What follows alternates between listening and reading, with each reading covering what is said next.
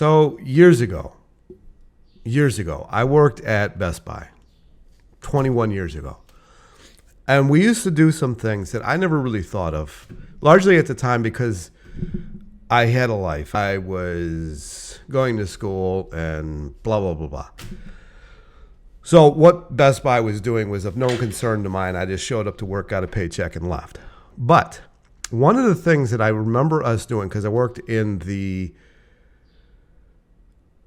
I was kind of strange. I worked in the camera department and like the video game department, sort of, in more of a stock.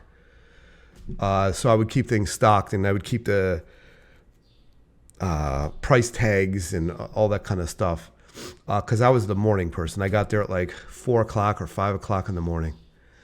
And one of the odd things that we would do was kind of make it look like we were short stocked on certain things. Now, I don't know if they still do this. I don't know if every store does this because I didn't have connection with any other store.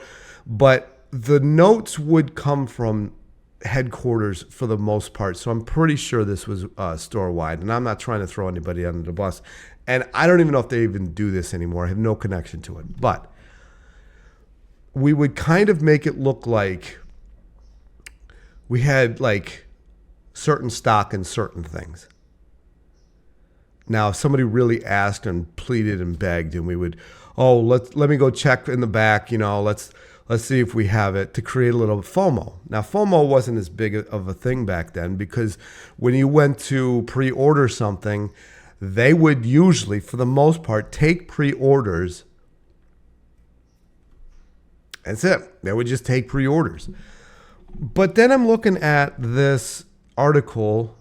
Now, this is all in Japanese, and everybody's heard about this. This is 2.2 million applications on Nintendo's Japanese website.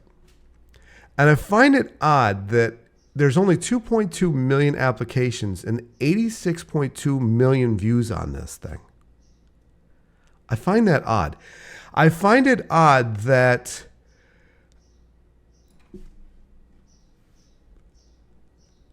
websites, this isn't like 1994 anymore. Like, this is 2025. Now, granted, websites can crash, but I find it odd how bad the websites performed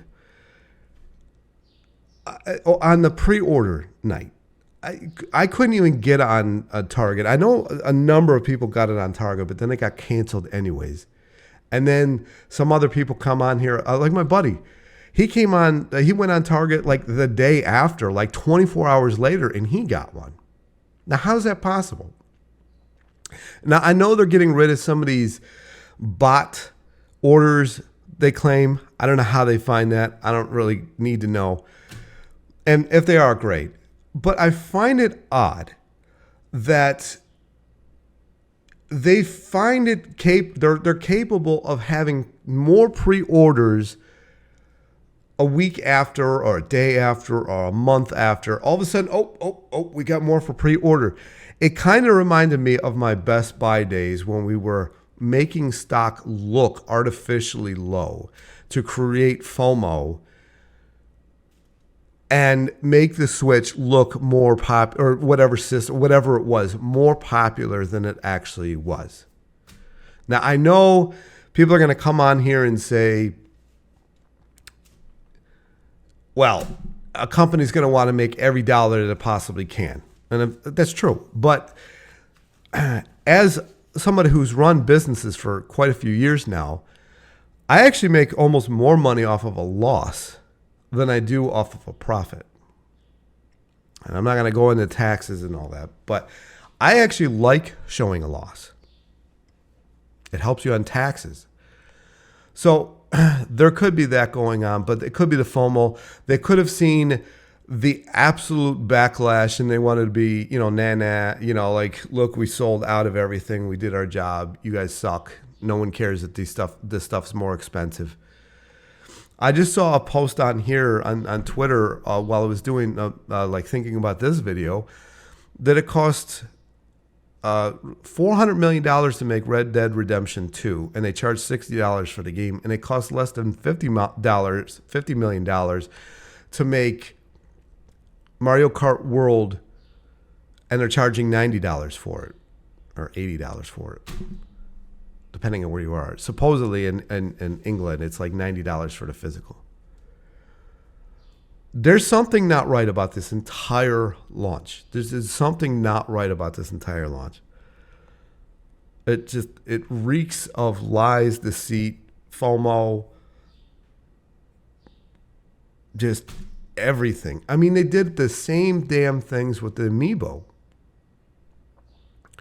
I used to watch this stuff. As a matter of fact, I actually had kind of because I worked at the post office in a small town, I had basically there was this weird program that the post office and Walmart were running. I don't even know if they still do it, where we would get some of their packages in rural areas.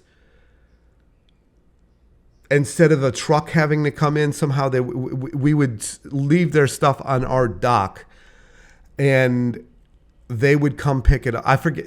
It was really weird. Like, it was a postal truck that would drop the stuff off, and then it was another postal truck that would take it over there, or sometimes somebody else would come pick it up. But because of this, we start getting some of their stock, and I started having contact with these people, and I had no trouble getting these Amiibos. Yet, the Amiibos were in shortage. And afterwards, like, you're seeing Amiibos in the store, and just, I don't know. Because who's going to check Nintendo? They're one of the biggest companies in all of Japan. Japan's not going to come after Nintendo. Who's going to check them? 2.2 million applications. Who has that info? Like, one person in Japan? Who's seen it? How do we know it's true? Are they building FOMO? I mean, it's real. It's real. You got people standing outside of a line at GameStop because of a fear of missing out on getting the system day one. A system that has no games that you have. All the games coming out on this, other than Mario Kart, you've played.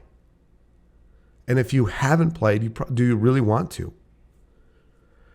And they're charging more for them. It's just, I don't know. I don't know. The whole thing just reeks like just a total lie. And it made me start thinking about some of my time in retail, because Best Buy was far from my only retail job.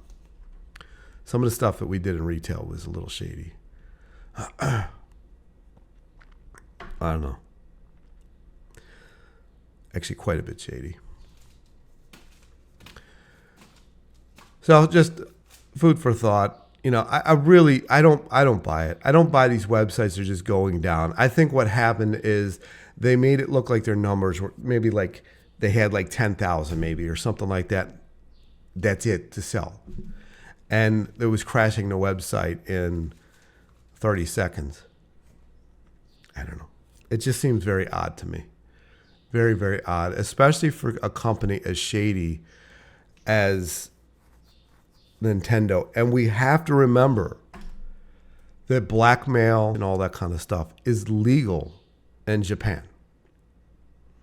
All these kind of things that we think of as not great in some other countries are legal in Asian countries. They're almost looked up to. So I wouldn't put it past these companies to do some of this stuff, to make artificial stock just to get the word out there, just free advertisement, basically, after they completely botched everything. And of course, there's the Nintendo fanboys that are going to buy the system no matter what. But the rest of us, they had to create a fear of missing out. They had to create, oh, well, it's going to be $700 with tariffs or whatever. I mean, they just need to sell systems. But then if they're holding systems back, I don't know, whatever. It very much seems like marketing at its most disgusting level. And that's my video. Anyway, thoughts down below. What do you think of this whole thing? Did you try to get one? Did you get one? I tried kind of a quarter effort wise. I went onto a few websites. They put me in queues and I forgot about them. And I came back and it just said, you know, everything's sold out. I completely forgot about them. Talk to you in the next video.